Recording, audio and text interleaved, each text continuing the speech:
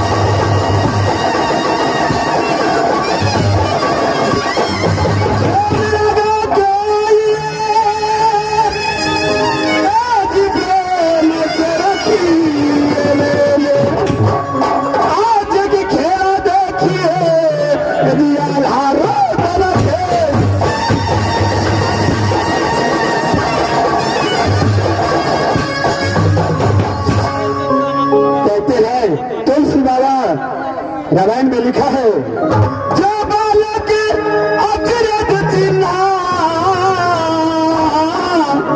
मात पिता गुरु गोविंद लीला। नया पार्टी है, छोटे नन्हे मुन्ने कलाकार है। जो खेल में त्रुटि होगा आप अपने बच्चे समझ के क्षमा करिएगा। आज की खेला हमारा धुरंधर कंपनी के द्वारा दिखलाया जाएगा। मलखा विवाह, जूनागढ़ की लड़ाई और रानी जगमगिया की शादी।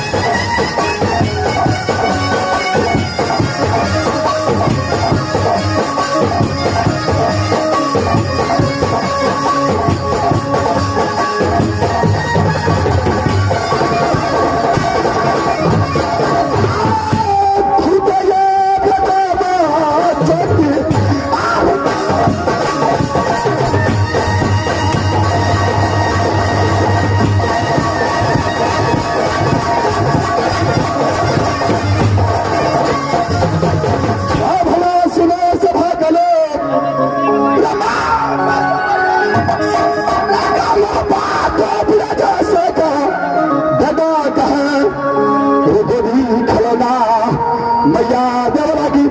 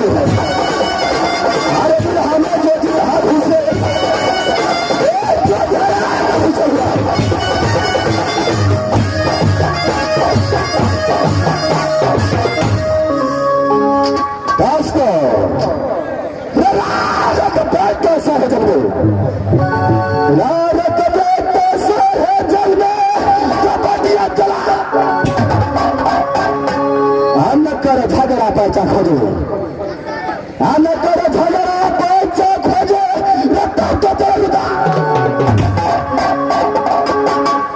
दिनों से जैसे दिनों से गंगा पैस के दोस्ती किया कहते राजा बिजली देवनंदन पंडित के साथ जिस दिन से दोस्ती किया हो उस दिन से न जाना कितना किलोमीटर ठीक कर रही है।